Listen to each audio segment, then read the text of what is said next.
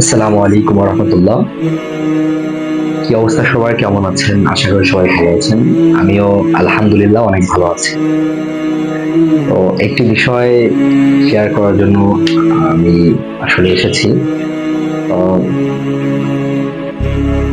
আসলে একটি হাদিস আমার খুব মনে পড়তেছিল, তো ভাবলাম সবার সাথে শেয়ার করি।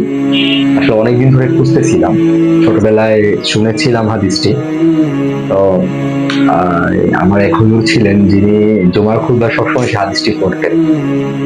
তো সেই হাদিসটি অনেকদিন ধরে খুঁজতেছিলাম, তো আজকে হঠাৎ পেয়ে গেলাম। খুব ভালো লাগতেছে। হাদিসটি হলো আল্লাহ রাসূলের হাদিস। আল্লাহ রাসূল সাল্লাল্লাহু আলাইহি সাল্লাম বলেন যে লাউ আন্নাকুম তাওয়াক্কালুনা আলাল্লাহি হাক্কা তাওয়াক্কুলি লা রাযাকাকুম কামা তুরযাকুত তায়র তাগদু খিমাসাও ওয়া তারুহু বিতানা। আল্লাহ রাসূল সাল্লাল্লাহু আলাইহি ওয়াসাল্লাম বলেন, এই হাদিসের অর্থ হলো কামা ক্বালা আলাইহিস সালাতু ওয়াসসালাম, যে তুমি যদি আল্লাহ তাআলার প্রতি তাওয়াক্কুল করতে পারো, যেভাবে তাওয়াক্কুল করা উচিত, লাউ আন্নাকুম তাওয়াক্কালুনা আলাল্লাহি হাক্কা তাওয়াক্কুলি লা রাযাকাকুম, আল্লাহ তাআলা তোমাদেরকে রিজিক দান করবেন কামা তুরযাকুত তায়র, যেভাবে পাখিদেরকে রিজিক দান করেন। এখন বুঝতে হবে যে পাখিদেরকে কেমন রিজিক দান করেন। হ্যাঁ, তাগদু খিমাসাও ওয়া তারুহু বিতানা, যে তারা সকাল ভোরে আজানের সময় তারা ঘর থেকে বের হয়, আবার রাত্রেবেলা খালি পেটে বের হয়, আবার রাত্রেবেলা ভরা পেটে তাদের ঘরে ফিরে যায়। তাহলে তাদের পাখিদেরকে কে খাওয়ান? আল্লাহ তাআলা খাওয়ান।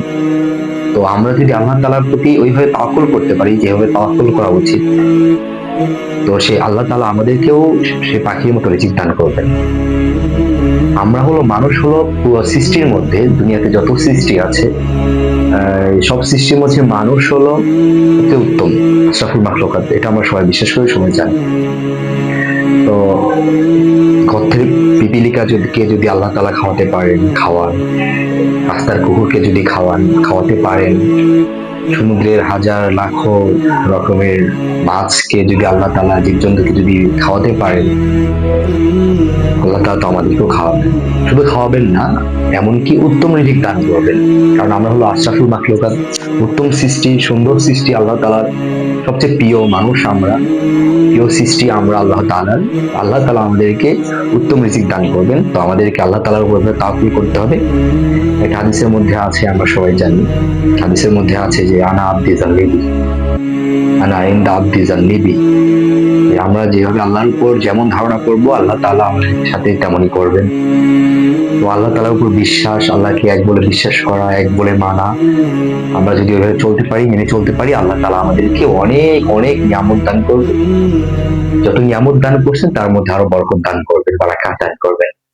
আল্লাহ তাআলা আমাদেরকে তার হুকুম আহকাম খুব পালন করার মতো তৌফিক দান করেন। সকলে বলি আমিন। সবাই ভালো থাকবেন। আল্লাহ হাফিজ।